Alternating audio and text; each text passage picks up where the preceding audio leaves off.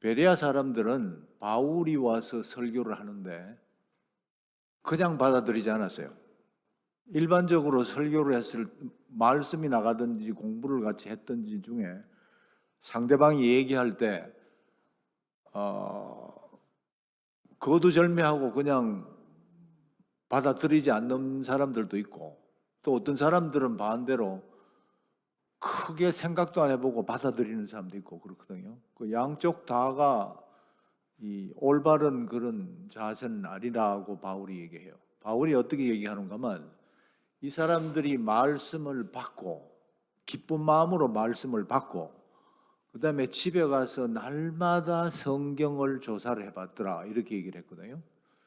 그래서 그런 자세를 가지는 게 성경에서 가장 올바른 길이다 생각했어요. 제가 말씀드린 것이 하나님이 못 하시는 게 두 가지 있다고 그랬죠. 첫 번째는 하나님이 약속을 절대 함부로 약속을 그 시건이라고 그러잖아요. 한국말로. 약속을 지키지 않을 수 없고, 또 하나는 뭐고 하면 하나님은 절대로 성경 밖으로 안 나가세요. 아니 물론 하나님이 성경 안팎을 다 나갈 수도 전혀 관계없는 분인데 하나님의 약속에 의해서 성경 밖을 절대 안 나가신단 말이에요. 그래서 사실은 우리한테 성경을 주신 것은 굉장히 귀한 일이에요. 바울이 유대인들 자기 동족에 대해서 얘기할 때 딴 칭찬은 없었는데 로마서 2장에 보면 한 번 딱 칭찬을 해놨어요. 유대인들이 잘한 게 뭔가 하는 것 같으면 그 성경책, 오라클이란 말이죠. 하나님의 말씀을 지금까지 지켜가지고 자기들한테 남겨준 것은 굉장히 귀한 일이라 이런 말이에요. 그러니까 하나님이 성경 밖을 절대 안 떠나세요. 그래서 성경을 어떻게 해석하는 게 굉장히 중요합니다. 성경을 잘못 해석하면 정말 쓸모없게 됩니다. 그래서 성경을 바르게 해석을 해야 된단 말이에요. 제가 지난번에 수요일 날 말씀드린 게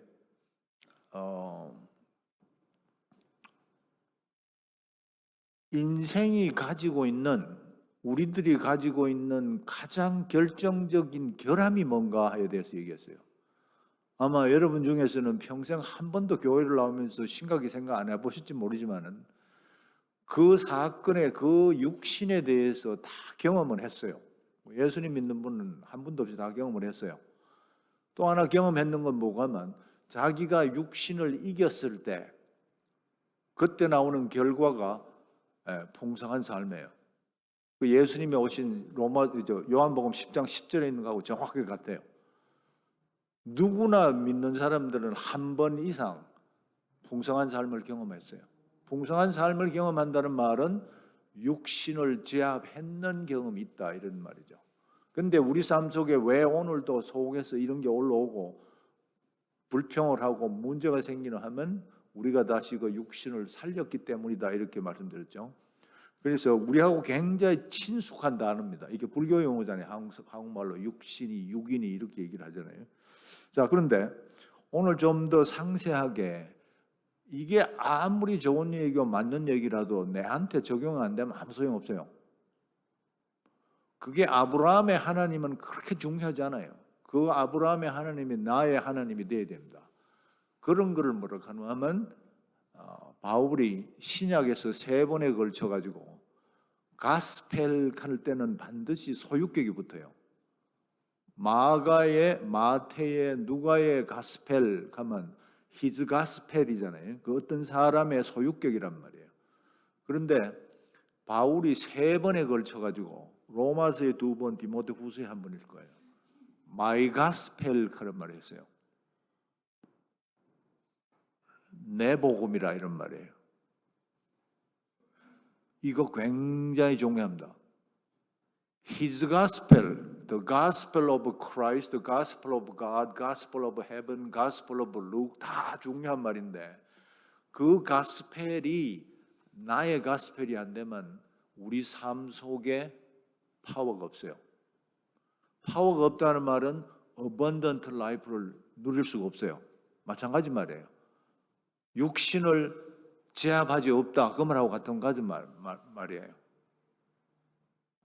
아마 이런 얘기는 많이 들었을 거예요. 교회에서 기도의 응답이라는 말을 많이 들으셨을 거예요. 기도의 응답을 아무리 많이 듣더라도 광야에 나온 그 300만, 200만 내지 300만 되는 사람들이 기도의 응답을 갖다가 얼마나 구체적으로 봤어요. 그 양반들이 홍해를 전부 다 건넌 사람이에요. 우리는 한 번도 홍해가 갈라지는 걸 본 적도 없는 사람들이에요. 그리고 그 양반들이 고기를 먹고 싶다 그러니까 하나님이 한 달 동안에 메추라기를 줬어요. 그런데 시편 106편에 뭐가 나오죠? 그들의 이빨 사이에 고기가 채소하기도 전에 하나님이 다 죽였다고 그랬죠. 기도 응답 아주 귀하죠. 근데 기도 응답 이상이란 말이에요. 신앙생활에 목표를 잘 정하셔야 됩니다. 기도 응답이 여러분의 신앙생활인 것 같으면 아주 갈 길이 너무 멀어요. 신앙생활이 행복에 있다 하면 여러분이 갈 길이 아주 멀어요. 하나님의 세계는 행불행이 아닙니다. 하나님의 세계는 이 세상에서의 성공이 아니라는 말이에요.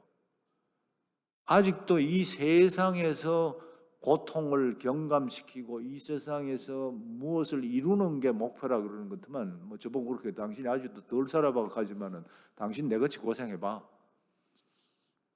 제가 결단코 말씀드리지만 이 세상에서 일어나는 행불행이나 성공하고는 복음하고는 전혀 관계없어요. 이 생각에 이 목표를 설정을 분명히 해주세요. 그러면 달라 보여요. 그러면 성경이 다르게 보여요. 그게 제가 45년 동안의 신앙생활을 했던 이유도 됩니다. 사실은 말이에요. 우리 인생에 가장 큰 결함이 뭔가 하면 물론 날 때부터 핸디캡이 있는 분이 있고 직장에 어려운 분도 있어요. 그렇지만 그보다 더 큰 결함은 뭐가 하면 우리 속에 하나님을 의지하고 싶지 않는 마음이 어떤 개체가 우리 속에 있다는 게 가장 큰 결함이에요. 그걸 육신이라고 합니다. 하나님하고 동떨어져서 살고 싶은, 하나님을 이용하고 싶은, 하나님을 이용해서 이 세상에서 내가 뭘 이루고 싶은 그것도 육신이에요. 그게 어마어마한 결함입니다. 그게 가지고 있는 동안에 비록 내가 하나님을 이용해서 교회 와서 기도는 하지만은 풍성한 삶은 없어요. 자, 그러면 이 큰 결함을 어떻게 해야 되나 이런 말이에요. 성경을 보실 때 오늘 와서 성경 공부를 하시든지 기도를 하시든지 설교를 들으시든지 제일 중심이 뭡니까? 하나님은 누구신가 하는 게 제일 중심이에요. 항상 무슨 생각을 하든지 어떤 일을 대하시든지 who he is 하는 걸 머릿속에 두시고 그게 화두잖아요. 불교에서 말하는 화두란 말이에요. 사실은 모든 것을 갖다가 덮고 읽고 쓰고 외우고 적용하고 내 삶 속에 소화해야 돼요. 자, 근데 이 결함을 갖다가 어떻게 해야 되나 이런 말이에요. 제일 좋은 방법은 사람들은 결함을 보는 것 때문에 도망을 갑니다. 부인을 합니다. 에이, 나는 아이, 사람들 사는 게 다 그렇지 뭐. 그렇게 해서는 방법이 안 나와요. 해결책이 안 나옵니다. 결함을 갖다가 어떻게 해야 되는가 하면 그 결함을 이용을 하면 돼요. 이게 가스펠이 가지고 있는 어마어마한 믿음의 비밀입니다. 결함을 이길 수는 없어요. 그렇지만 결함을 이용을 해버리면 돼요. 그게 예수님이 십자가에 돌아가신 이유 중에 하나예요. 자, 유도를 할 때 말이에요. 사람들이 내보다가 훨씬 힘이 센 덩치가 큰 사람을 내가 업어치기를 할 때 방법은 그 사람의 삿발을 딱 잡고 내가 가지고 있는 힘을 다 이용해서 내 쪽으로 당기죠. 그렇죠? 딱 잡고 당기지 힘 안 주는 것도 내가 넘어가니까 딱 잡고 내가 가지고 있는 힘의 전부를 이용해서 내한테 당기면 돼요. 그렇다고 이 사람이 내한테 당겨올 이유는 없습니다. 내보다 훨씬 센 사람보다 안 올 거예요. 그렇지만 내 힘을 다해가 당겨가지고 그 다음 어떻게 해요? 저는 유도를 할 줄 몰라요. 그렇지만 제가 본 게 그렇다고요. 잡아가지고는 그 다음에 방향을 틀어요. 방향을 틀고 난 다음에 나의 자세를 낮게 해야 돼요. 그렇죠? 낮게 해가지고 내 쪽으로 끌고 내 몸을 숙이는 것 같으면 그 상대방이 내한테 넘어오게 돼 있어요. 정확하게 결점을 봤을 때, 결함을 봤을 때, 내 결함을 봤을 때 내가 스스로 이길 수는 없잖아요. 그럼 하나님이 왜 오시겠어요? 그러시면은 내가 방향을 돌려가 꺾는 거 어디서 많이 들었죠? 그런 걸 뭐라고 하면 repent라고 그래요. 회개라고 그래요. 방향을 돌린다 이런 말이에요. 잡고는 방향을 돌려가 내 자세를 낮추고 하나님께서는 40년 동안에 너희를 광야로 데리고 와서 너희를 낮추시고 그랬죠. 하나님이 하신 거는 나를 갖다 낮추는 것밖에 없어요. 잡고 내 자소가 낮아지는 것 같으면 어느 날 그 결점이 나의 어마어마한 축복으로 등장해요. 일반적으로 이 벽을 타고 올라가는 사람도 있어요. 산을 타고 올라가는 사람을 락 클라이머라고 그러잖아요. 락 클라이머, 등반하는 사람들. 등반하는 사람들은 반드시 그 돌을 봅니다. 거대한 암벽을 보는데 그 사람들이 뭐를 찾는 줄 아세요? 락 클라이밍을 한 번도 안 해보셨죠? 저도 안 해봤어요. 그런데 그 사람들이 뭐를 찾습니까? 예, 텀을 찾아요. 텀. 크랙을 찾는다고. 결점을 찾는단 말이에요. 만약에 산이 암벽이 결점이 없으면 그 등산가가 올라갈 수 있어요, 없어요? 맨손으로 절대 못 올라가요. 우리 삶 속에 있는 결점을 결점으로 대하는 것 같으면 우리가 하나님의 세계를 알 수가 없어요. 그런데 그 결점을 이용으로 하는 것 같으면 하나님 세계가 보여요. 우리의 육신이 나의 가장 치열한 치사한 내가 가진 가장 비열한 것이라고 자체해 놓을 필요가 없어요. 나의 약점이 바로 하나님을 알 수 있는 첩경이에요. 제가 오랫동안 말이에요. 아마 오늘 책을 다 읽고 오신 분은 모르겠는데 마지막 챕터에 가면 제가 하나님의 음성을 어떻게 들은가 하는 장면이 나올 거예요.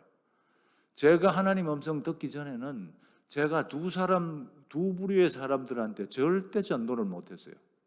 한 사람은 뭐고 하면 직장이 없는 사람, 사업이 안 되는 사람한테는 제가 복음을 감히 못 전했어요. 또 한 사람은 뭐고 하면 핸디캡 자녀를 둔 사람한테는 제가 꼼짝을 못 하겠더라고요. 그런데 제가 오늘 원리를 발견하고 난 다음부터는 이 세상에 제가 부끄럽고 무서운 사람이 없어졌어요. 왜? 그 사람의 처지가 안 좋으면 안 좋을수록 하나님을 더 가까이 알 수 있는 위치에 와 있다는 걸 갖다 제가 발견했기 때문에 그래요. 거의 아무도 어떠한 환경을 가진 사람도 솔직하게 제가 두렵지가 않아요. 얘기할 때. 그전에는 두려웠거든요. 얘기할 때. 내가 저 사람의 피부를 어떻게 흰색으로 만들 수 있나 이 말이에요. 내가 저 사람의 핸디캡을 어떻게 내가 고쳐줄 수 있고 내가 저 사람의 직장을 어떻게 구해줄 수 있어요. 그런데 어느 날부터 이게 바뀌기 시작했어요. 이 세상이 하나님이 얘기하는 게 아니고 천국이 하나님의 세계라는 걸 알게 되는 것 같으면 이 직장이 있고 행복이 있고 불행이 있고 아프고 안 아프고 낫고 희유가 있고 없고 뭐는 전부 다가 어디서 일어나는 거 하면 이 세상에서 일어나는 일이에요. 그런데 예수님은 이 세상에서 일어나는 일 때문에 오신 게 아니에요. 기억하세요? 예수님이 3년 반 공생을 하시고 난 다음에 마지막 장면이 어딘가 하면 사도행전 1장입니다. 사도행전 1장에 와가지고 마지막에 예수님이 처음 얘기하신 거 기억하세요? 처음 공중 설교를 하신 게 마태복음 5장이잖아요. 산상수훈을 얘기하신 게 첫 번이거든요. 첫 번 말씀하실 때 Blessed are the poor in spirit. 심령이 가난한 사람은 이렇게 얘기했죠. 그 다음에 뒤가 뭐예요? 천국이 저희 것이며 이렇게 얘기했잖아요. 예수님이 마지막으로 설교한 장면이 사도행전 1장 3절이에요. 집에 가서 읽어보세요. 그게 뭐라 하면 예수님이 천국에 대해서 말씀하시니라 이렇게. 예수님은 시작도 천국이고 끝도 천국이고 중간에도 천국이고 3년 반 동안에 얘기하신 건 천국밖에 없어요. 근데 우리는 천국은 하나도 안 거들리고 뭐만 보여요? 예수님이 5천 명을 먹인 거, 그 다음에 병을 낫게 한 거. 그랬더니 제자들이 뭐라고 반문하는 거 하면 1장 6절에 보면 예수님이 부활하시고 벌써 3번 이상 제자들한테 보이시고 난 후에 예수님의 설교를 갖다가 난스탑으로 들으시고 난 후에 이 제자들이 한 반론은 뭐고 하면 질문이, 그러면 그때가 이스라엘을 회복할 때입니까? 이렇게 얘기해요. 무슨 말인지 아시겠어요?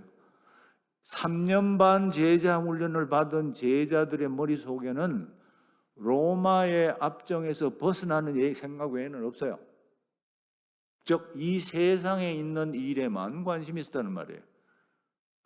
1907년 조선에 대부흥 운동이 일어나고 일제시대 때 기독교가 부흥을 했을 때 제가 묻고 싶은 그거예요. 과연 한국 기독교인 중에 조선의 독립됨에 마음이 쏠렸는지 천국에 쏠렸는지 제가 그걸 묻고 싶어요. 지금도 마찬가지입니다. 이 세상의 행복 때문에 오셨는지 아니면 천국에 관심이 있는지. 그래서 천국에 대한 가장 최첩근 지름길은 내 결함을 갖다가 있는 대로 보는 거예요. 그래서 누가복음 23장에 나를 따라 올라가면 자기를 부인하고, 수요일날 그랬죠. 자기익하는 말이 바로 육신이란 말이에요. 나의 가장 결정적인 결점이 바로 나란 말이에요. 자기란 말이에요. 셀프 하는 게 자기란 말이에요. 중국 글자를 갖다가 자기를 갖다가 써보세요. 혹시 중국 한자를 아시는지 모르겠는데 나아자를 기억해 보세요. 나아자. 나아자는 두 단어로 되어 있어요. 손수변의 창과자예요.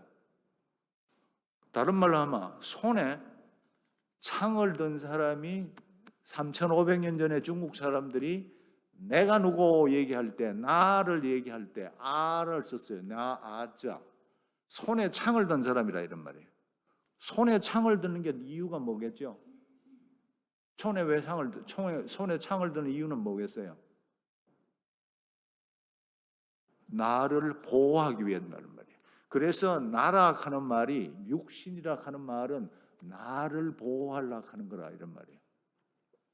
우리가 왜 육신의 존재를 갖다가 지금까지 가는 어폐가 있습니다. 성경에 벌써 기록해놨어요. 2000년 전부터 기록을 해놨는데 왜 육신이라 하는 말을 더 뚜렷하게 이해를 못하는가 하면 사단은 이해를 갖다가 처음부터 아주 뚜렷하게 얘기해요. 맨날 사단 얘기하는데 사단이 부리는 종이 내 속에 들어있는 육신이에요.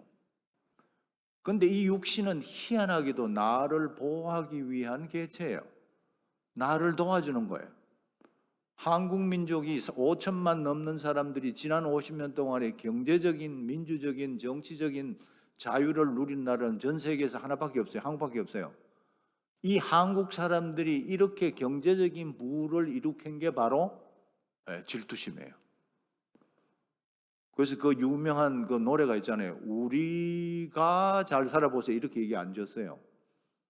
그 박모 대통령님이 작사를 하실 때 우리가 잘 살아보세요. 이렇게 안 하시고 거기에 뒤에 조사를 우리도 잘 살아보세요 했죠. 그렇죠?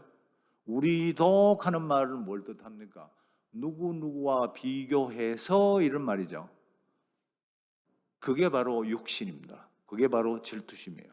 질투심을 자극을 해가지고 나를 더 훌륭한 사람, 더 돈이 많은 사람, 경제적으로 더 부유한 사람을 만들고자 했던 게 바로 그 노래예요. 그게 우리 한국 사람 중에서 가장 강력한 육신이에요. 그러면 니는 경제적인 잘 사는 거는 우습게 하나? 제가 우습게 한다고 생각 안 했어요. 육신은 우리로 하여금 보호하게 합니다. 육신은 우리로 하여금 잘 살게 합니다. 그런데 육신은 반드시 하는 일이 뭐고 하면 하나님을 대적하게 해요.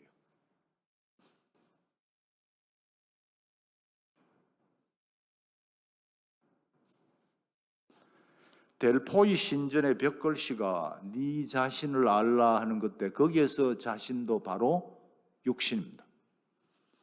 육신은 나를 과보하는 소위 폴 튜니에가 얘기하는 디펜스 메커니즘이에요. 상담 심리에서 늘 사용하는 말이 디펜스 시스템이에요. 나를 보호하는 게 보기에는 아주 나를 유익하게 할 것이 보여요. 그런데 엄밀한 의미에서 하나님과 대적하는 거예요. 그래서 출애굽기에 보면 출애굽기 17장 16절에 보면 여호와가 아말렉과 더불어 대대로 싸우리라 하셨다 하였느니라. 이 말이 좀 이상하죠. 하나님이 그냥 한번 싸워가 이겼다로 끝나줘야 되는데 대대로, generation to generation, 대대로 하나님이 싸우신단 말이에요. 언제까지? 지금도 하나님이 싸우고 계신다, 이런 뜻이에요. 그러면 이게 마귀인갑다 이렇게 생각을 많이 하는데 마귀가 아니고 그게 바로 우리 속에 숨겨진 육신이라 이런 말이에요. 근데 말씀드린 것이 육신은 벌써 예수님이 돌아가시면서 십자가에 박히면서 끝이 났어요. 그래서 갈라디아서 예수 그리스도 안에 사람은 육신의 정욕과 모든 것을 십자가에 못 박았다 이렇게 얘기했잖아요. 근데 나는 지금도 마음속에 그 화상을 보고 있으면 또 쏙 뒤집니다 이런 말이에요. 그것도 내하고 제일 가까운 배우자가 또 한마디 하면 쏙이 뒤집어진다 이런 말이에요. 그걸 설명을 어떻게 합니까? 그게 바로 육신이 내 속에서 아직도 작용하는구나 이렇게 생각하시면 돼요. 그러면 그 육신이 그 화상이 다시 나를 괴롭힐 때 어떻게 하시면 되겠어요? 맞받아 쳐가 싸우는 걸 갖다가 부부싸움이라고 그러잖아요. 그거 백날 해봐야 소용없어요. 그때 화상이 입을 열고 나를 또 속을 뒤집을 때 딱 한 가지 마시면 돼. 하나님만 생각하시면 돼요. 하나님이 그 화상을 이용해가 나로 하여금 하나님 쪽으로 돌아보게. 그래서 영어 성경이 그걸 갖다가 behold라고 얘기합니다.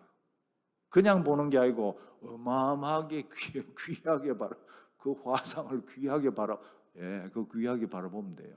그러면 희한하게 그 문제가 전혀 다른 각도로 벌어지는 걸 다 경험할 수 있어요.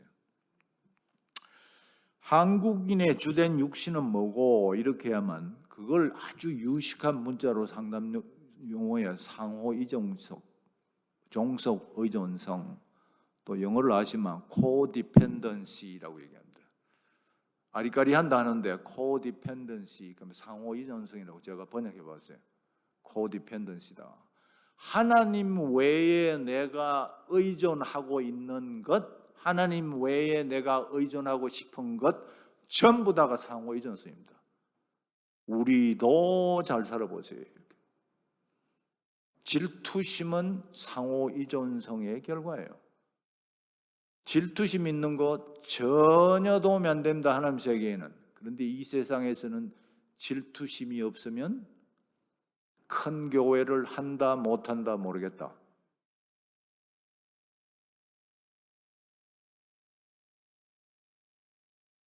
대답하시기 싫으세요? 거의 사람들이 모여가지고 크게 될 때는 거기에 리더십이 질투심이 없으면 잘 모이기 쉽지 않을 거예요. 물론 없어도 잘 모일 수 있어요. 그렇지만 제가 꼬집어 뜯으면 그렇게 얘기할 수 있다 이런 말이에요. 성공하는 사람의 특징이 뭐고 하면 질투심이 없으면 성공하기가 아주 힘들어요.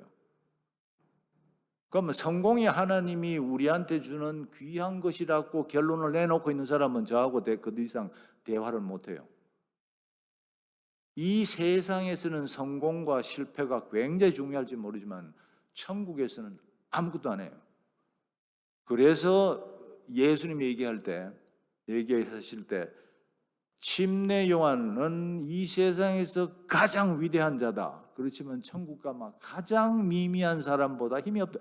예수님이 그런 비유법을 잘 안 드시는데 그렇게 드셨어요. 오늘 제가 나눌 본문은 뭐고 하면 누가복음 22장 13절에서 15절입니다. 여기에서 예수님이 지금 마지막에 이제 십자가에 달리시기 전 1, 2주 사이에 한 주, 그다음에 그 주에서 생긴 일을 기록한 게 누가복음 22장이고 요한복음 아마 13장부터 13, 14, 15, 16, 17이 다 그때 일어나는 일이에요. 그때 가장 많은 기록이 있습니다. 그런데 여기에서 예수님이 이상한 말을 하세요. 그들이 나가 그 하신 말씀대로 만나 유월절을 준비하니라. 지금 유월절, 예수님이 유월절 첫날 십자가에 달리셨잖아요. 때가 이름에 예수께서 사도들과 함께 앉으사 이르시되 내가 고난 받기 전에 너희와 함께 이 유월절 먹기를 원하노라. 이렇게 안 적어놓고 원하고 원하였노라 이렇게 적었어요. 예수님은 한마디도 허투루 얘기하시는 법이 없어요. 물론 예수님이 어떤 얘기를 하시든지 제자들이 예수님 말씀을 인용해가 적을 때는 한마디도 이유 없이 적는 법이 없어요. 여기에 왜 2번 강조법을 썼나 이런 말이에요.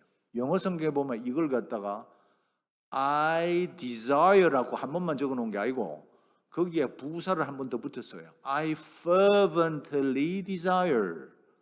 어마어마하게 내가 유월절 먹기를 하고 싶다 이런 얘기예요. 예수님이 먹는 게 부실해서 고기를 드시고 싶어서 이 얘기를 하셨겠어요. 2번이나 강조해서 내가 왜 유월절을 먹고 싶노 이런 얘기를 하신 거예요. 요한복음 15장에 나오고 14, 15, 16장에 나오는 거는 그날 예수님이 유월절 먹기 저녁을 하시면서 일어난 사건을 기록해 놓은 거예요. 자, 그러면 예수님이 왜 이렇게 유월절 먹기를 하시고 싶었나 이런 말이에요. 그게 오늘 주제입니다. 첫 번째를 보면 마태복음 20장 17절 24절에도 그 똑같은 장면인데 그 장면이 일어난 유월절 먹기 하기 일주일 전에 일어난 일이에요. 예수께서 예루살렘으로 올라가려 하실 때에 12제자를 따로 데리시고 길에 이르시되 보라 우리가 예루살렘으로 올라가노니 인자가 대제사장들과 서기관들에게 넘겨지매 그들이 죽이기로 결의하고 이방인들에 넘겨주어 그를 조롱하며 채찍질하며 십자가에 쭉 내려가시다가 그때에 세베대의 아들의 어머니가 그 아들들을 데리고 예수께서 세베대 아들들이 요한과 야고보입니다. 두 아들을 지금 3년 반 동안에 두 아들이 예수님 따라가는 머리에 어떤 형상이 생겼습니까? 이 사람들은 아들 둘이가 지금 어부를 해가 고기 잡아가지고 생활해야 되는데 두 사람들이 전부 다 그 건물을 버리고 예수님 쫓아갔으니까 유대인의 엄마들의 치맛바람은 한국 강남 엄마 치맛바람하고 거의 수준이 같아요. 그의 마음이 얼마나 걱정이 되겠습니까? 왜? 가만 와서 이 얘기를 들어봤더니 예수님이 이제는 돌아가실 판이야. 예수님이 돌아가시면 자기들이 어떻게 됩니까? 그때 나온 경상도 말이 낙동강 오리알이 된다는 이런 말이에요. 두 아들이 이제 직업을 잃을 판이라. 그게 유대인의 엄마가 치맛바람이 보통 센 사람이 아닌데 이 사람들이 예수님은 돌아가신다 하지 뭐 부활한다 하신다 하는데 본 적은 없지. 마음속이 심쿵을 한 거예요. 마음이 쿵 내려앉았어. 그러나 여러분이 만약에 예수님의 제자의 엄마 같으면 어떻게 하시려고?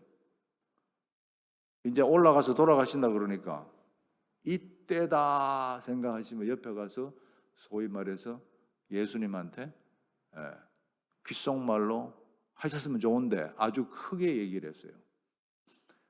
당신 나라 임할 때 우리 두 아들 좀 봐주소 이렇게 얘기를 한 거예요. 그까지는 이해를 할 수 있어요. 왜 그러면 유대인의 엄마가 얼마나 마음에 고생했겠어요. 두 아들이 지금 직업 다 떨어놓고 3년 반 쫓아다녔는데 앞으로 우애 먹고 살고 앞이 깜깜했을 거 아닙니까? 그런데 더 희한한 게 그 뒤에 있는 얘기예요. 마태복음 20장 24절에 보면 분명하게 여기 마태가 10제자가 듣고 그 12명 제자 중에 2명은 벌써 엄마가 지금 한 자리를 갖다가 부탁을 했으니까 나머지가 10명이죠.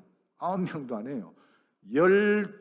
열 제자가 듣고 엄마한테는 뭐라 하기는 힘들잖아요. 왜 그러냐면 두 형제에 대하여 분히 여기는 이렇게 했어요. 분히 여긴다 하는 말을 다른 말로 뭐죠? 마음속에 질투심이 끌어올라가 내가 먼저 얘기해야 되는데 저 엄마가 또 먼저 얘기했네. 뭐 기분이 엄청 나쁜 거예요 지금.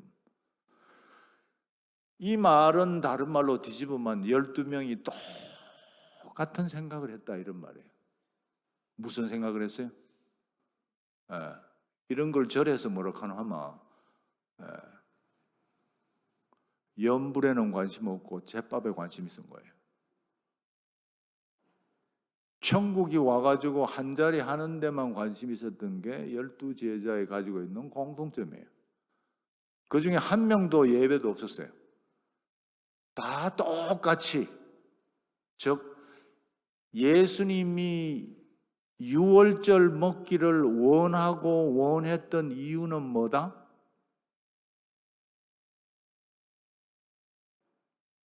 제자들 속에 감추어진 질투심을 공중 앞에 째가지고 보이게 위함이라 하는 생각을 분명히 하세요. 하나님은 어떤 하나님이세요? 감찰하시는 하나님이세요. 제가 아까 하나님 설교를 듣든지 기도를 하든지 성경 공부할 때 반드시 하나님의 성품을 생각하라 이렇게 얘기했죠. 하나님의 성품 중에 처음에 오는 게 God of examination. 하나님은 시험하시는 하나님이에요. 우리를 시험에 빠지게 하는 하나님이 아니고 내 속에 무엇이 들어있는지 하나님 벌써 아세요. 근데 하나님이 왜 이렇게 시험을 하세요? 내 스스로가 내 속에 뭐가 들어있는지를 갖다가 저로 하여금 알게 하기 위함이세요.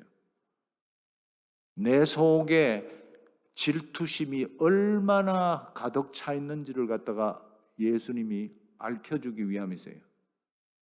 그날 유월절 먹기를 원하고 원한 이유는 뭐고 하면 제자들 마음속에 들어있는 그 육신이 뭔지를 갖다가 밖으로 드러내기 위함이에요. 그것도 언제까지? 그날부터 오늘까지 2000년 동안에 12제자가 가지고 있는 육신이 뭔지를 퍼블릭 앞에 그냥 완전히 펼쳐 보이신 거예요. 그걸 불란스 말로 뭐라고 하냐면 expose,라고 합니다. expose. 째서 속에 들은 걸 갖다 밖으로 털어놓게 만드는 거예요. 우리말로는 뭐죠? 한국 사람이 가장 싫어하는 게 뭐예요? 쌍지읒하고 피업하고 리얼자를 하면 뭐죠? 쪽팔림입니다.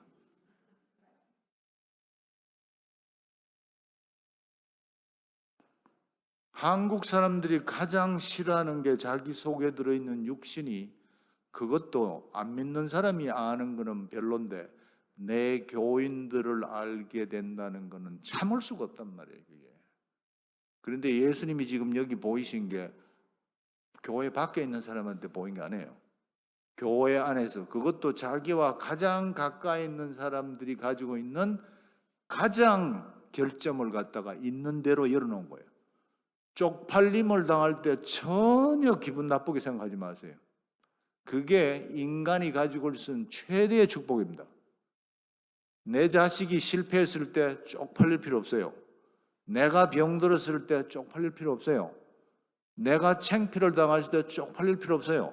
쪽팔림은 하나님이 우리를 갖다가 하나님의 abundant life로 인도하는 첩경이에요. 그런데 우리는 그걸 다 가장 싫어해요. 어떻게 하면 그걸 갖다가 두리뭉실이 카바랍 하고 싶어요. 카바랍 해가지고 병이 안 나요. 골 맞는 것은 조고약을 바르든지 어떻게 하든지 째가지고 열어가지고 고름을 밖으로 짜내야 돼. 그게 지금 예수님이 유월절 먹기를 원하신 근본적인 이유라 이런 말이에요. 어떻게 하노? 이래 물으면 저는 상담을 이때까지 한 30년 했으니까 저는 모든 게 문제가 있는 사람이 저한테 오지 문제 없는 사람은 저희 집을 갔다가 방문을 안 해요. 근데 그 문제가 있어 오는 분들은 제가 거듭 말씀드리지만 가장 축복된 사람이에요. 문제가 있는 것은 창피스러운 일이 아닙니다. 왜? 그 창피가 바로 하나님 세계와 직통 연결되는 방법이에요. 자, 그럼 두 번째로 봅시다. 이건 다 아시는 얘기잖아요. 베드로가 어떻게 했어요? 천만에 예수님 그런 말 마세요. 남들은 다 예수님을 버릴지라도 나는 정말 예수님만 위해 가지고 따라갈 겁니다. 이렇게 얘기하시면 예수님은 너는 오늘 3번 닭이 울기 전에 3번 나를 부인한다 그랬는데 그때 부인이라 하는 말은 굉장히 두리뭉실하게 적어놓은 거예요.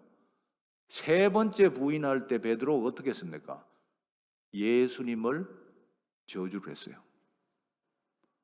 자기가 3년 반 따라다니는 선생님을 저주한다. 왜 저주했겠습니까? 계집종이 와가 당신 저 말씨 보니까 당신 저쪽 갈릴리 사람이네. 이렇게 no.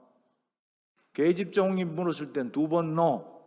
3번째 그 집의 하인이 네 말씨 보니까 당신 말씨 보니까 갈릴리를 떠날 수가 없네. 그랬을 때 아니라는 걸 갖다 증명하기 위해서 거기서 저주했더라고요. 거기 목적은 안 적어놨어요.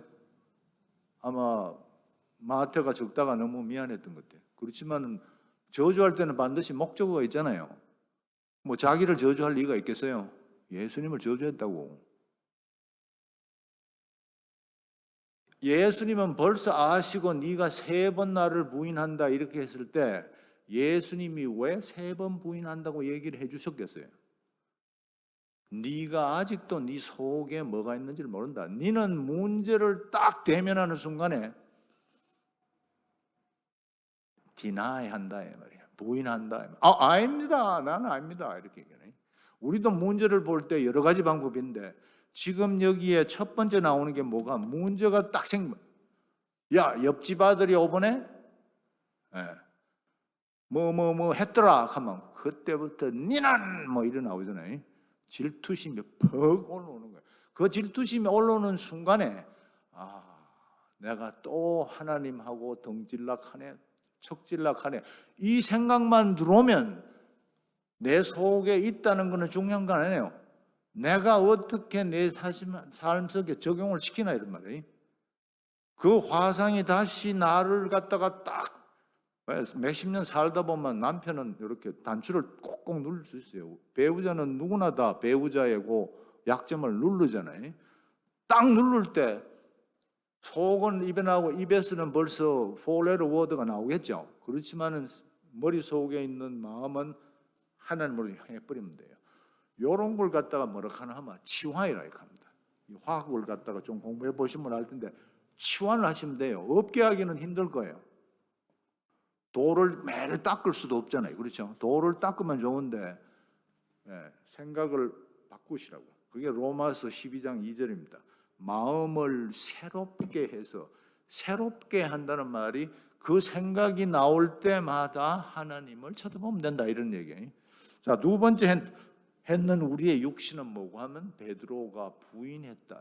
우리가 어떤 사건을 딱 대면했을 때 아니다 이렇게 얘기하는 게 대면이. 그게 우리가 가지고 있는 근본 육신 중에 두 번째예요. 첫 번째가 질투고 그다음 두 번째가 부인이에요.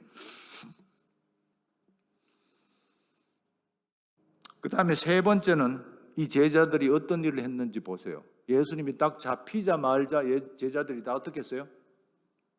도망갔더라. 도망가죠. 그걸 상담 용어로 뭐라고 합니까? escape라고 그러죠. 도망간다. 딱 문제가 생기면 그만 한 잔 먹어버리는 게 낫다 이런 말이에요. 딱 문제가 있으면 가서 잡버리는 게 낫다. 생각하지 말자. 이거 어디 가서. 그 모든 메커니즘은 사실은 육신이 하는 일이에요. 피하는 거예요. 피한단 말이에요. 문제를 갖다가 대면을 하면 어떻게 됩니까? 아프죠? 얼마나 아파요? 진저리 치도록 아파요. 아픈 거는 말이에요. 아픈 거는 하나님이 우리 속에 숨겨놓은 감정이에요. 감정은 하나님이 우리한테 준 선물이에요. 감정은 우리가 느끼라고 만드신 거예요. 창피한 것도 느낌이고, 도망가고 싶은 느낌이고, 외면하기 싫은 것도 느낌이에요. 아픈 거 느낌이에요.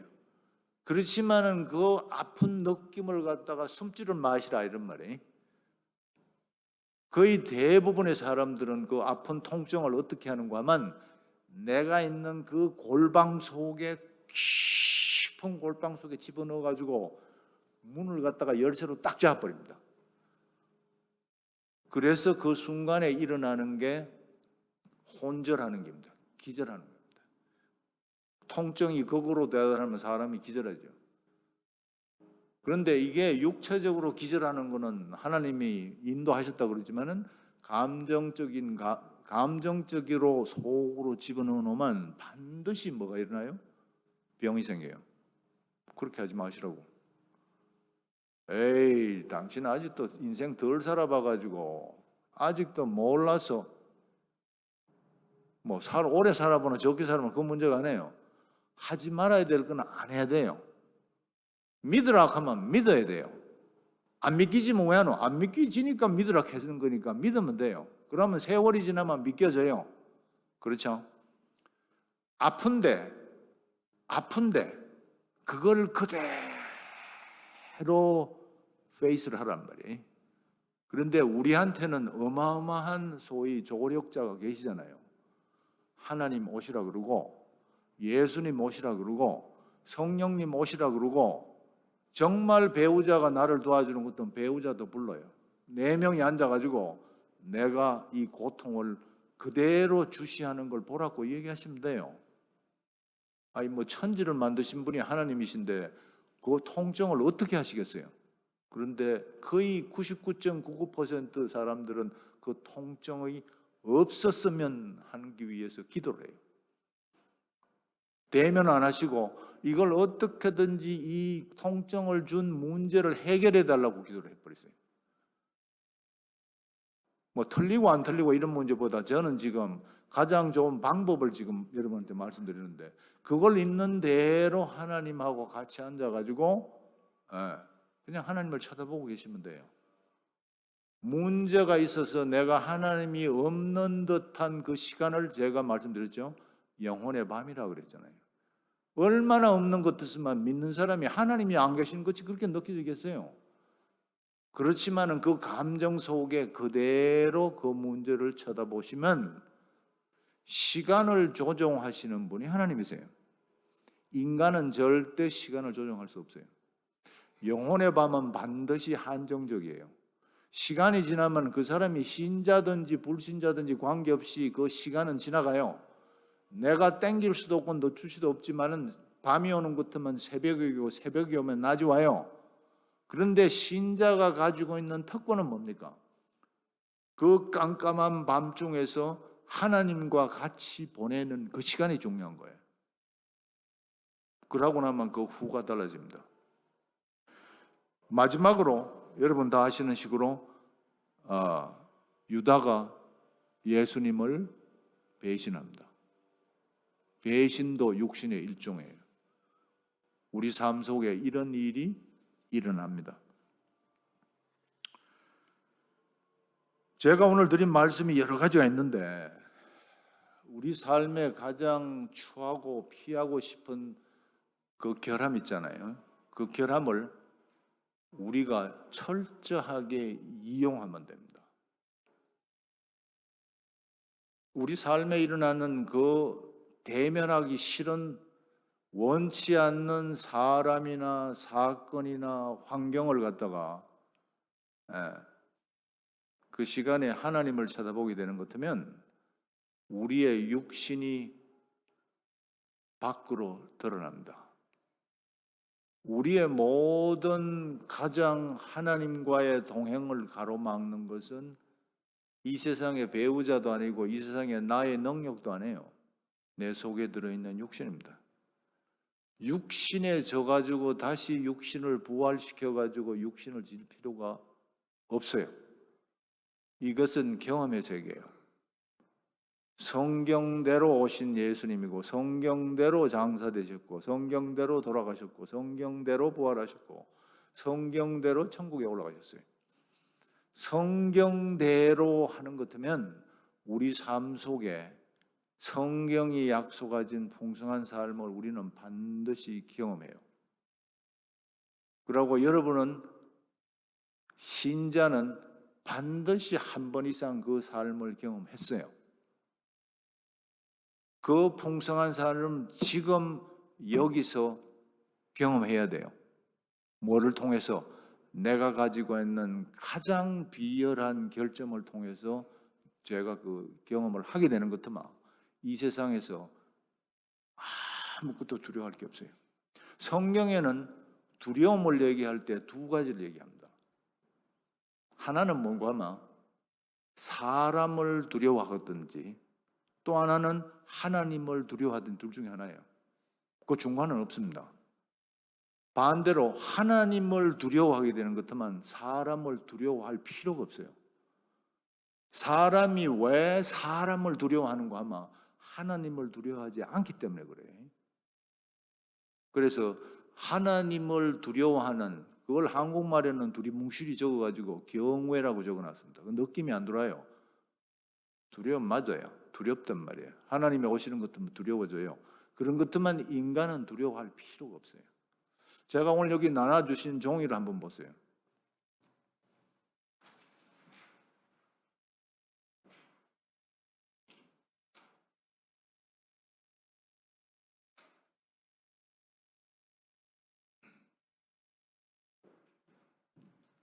자, 첫 번째 거 질문을 한번 보세요. 마태복음 25, 24, 25절에 한 달란트 받았던 자가 와서 이르되 주인이여 당신은 굳이 사람이라 심지 않는 데서 거두고 해치지 않는 데서 모으는 줄을 내가 알았으므로 두려워하여 나가서 당신의 달란트를 땅에 감춰두인다. 보소서 당신의 것까지 샀나이다.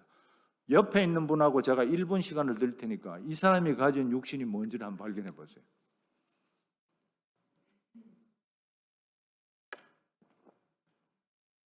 처음에는 좀 어렵습니다. 저는 사실 한 10년 걸렸어요. 그래서 여러분들이 금방 발견하는 거 기대는 안 하지만은 그래도 발견하시는 분이 있을 거예요. 여기 한 달란트 받은 사람의 육신은 뭐겠어요?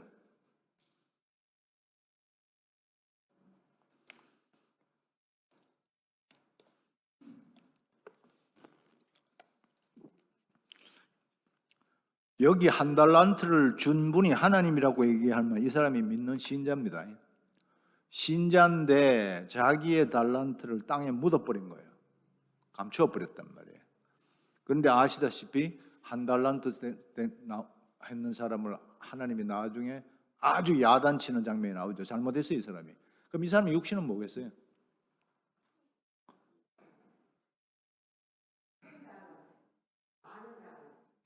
그러니까 많은 사람은 많은데 투자를 해가지고 돈을 만들었는데 이 사람은 한 달란트를 갖다가 투자를 안 하고 땅에 감춰버렸잖아요. 그래도 예수님이 그랬잖아요. 당신 만약 은행에 집어넣었으면 이자라도 받을 긴데 내 와목근에 넣어. 이 사람이 가지고 있는 육신은 엄청난 소극적인 수동적인 삶이란 말이에요.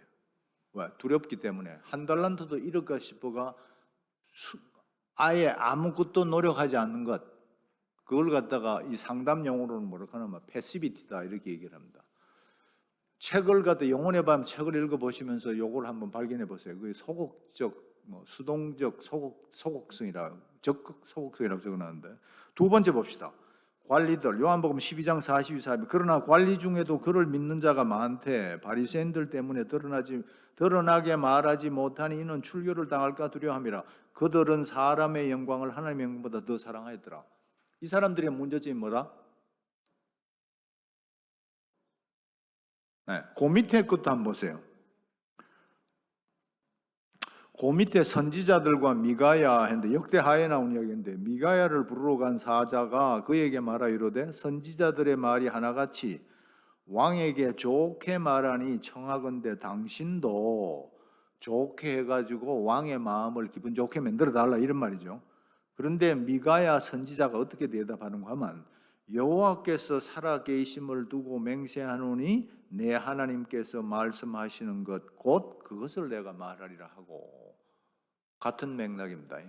사람을 두려워하는 것하고 하나님을 두려워하는 거에 다른 점이, 그 밑에 보세요. 시편 기자 3편 6절에 천만인이 나를 애워싸 진친다 하여도 나는 두려워하지 아니하리라. 쉬워요. 우리 속에 육신이 어떻게 인지를 어느 날 두려움이 딱 드시는 것 같으면 두려움이 안 들 수는 없어요. 사람마다 마음에 어떤 내가 겪어보지 않은 일이 생긴다 갑자기 두려운 마음이 들 거예요. 그런데 그 후에 내가 지금 하나님을 두려워하나 이 세상에서 일어나는 이 문제를 두려워하나 이렇게 생각해 보시면, 아, 내가 육신에 또 종노릇 하고 있구나 하는 걸 금방 파악할 수 있어요. 오케이. 그 다음 봅시다. 데살로니가전서 2장 4절 오직 하나님께 옳게 여기심을 입어 복음을 위탁받았으니 우리가 이와 같이 말함은 사람을 기쁘게 하려 함이 아니요 오직 우리 마음을 감찰하시는 하나님을 기쁘시게 하려 함이라. 같은 얘기죠. 사실은 오늘 이걸 짝짝 해가지고 한번 육신을 찾아보려 했는데 제가 너무 좀 쉽지 않은 숙제를 내는 것 같아서 마지막 것만 한번 그래 봅시다. 여기 지금 마지막이 누군가 하면 바울의 선생 가마리엘이, 이 가마리엘이라는 사람 이게 다 들어보셨죠? 당대의 가장 석학입니다. 이 양반은 사실은 구약에 정통한 사람이었어요. 구약에 정통했는데 요 사도행전 5장 38절 38절부터 43절까지 한번 읽어보세요. 이 가마리엘은 어떤 육신을 가졌나 하는 걸 한번 체크해 봅시다. 그리고 옆에 계시는 분하고 제가 시간을 드릴 테니까 한번 디스커션 해보세요. 먼저 읽어보시고 두 분이 한번 생각을 한번 나눠보세요.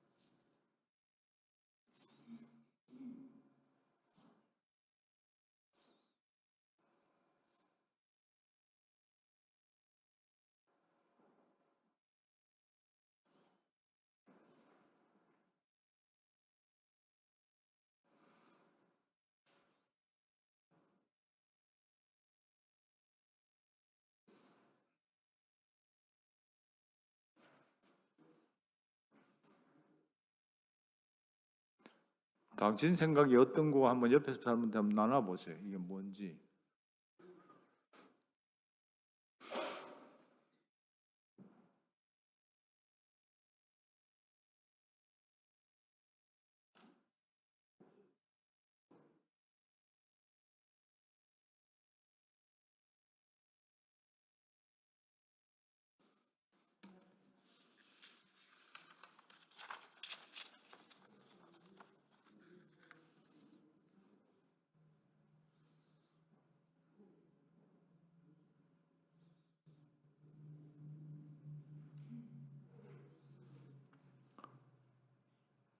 네.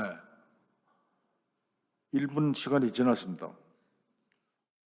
제가 해답을 가르쳐 드릴까 말까, 안 가르쳐 줍니다.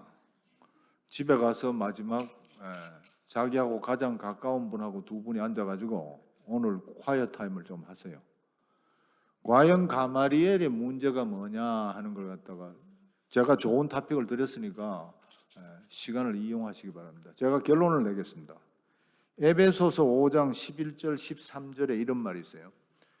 에베소서 5장 11절 13절에 너희는 열매 없는 어둠의 일에 참여하지 말고 도리어 책망하라. 책망하라.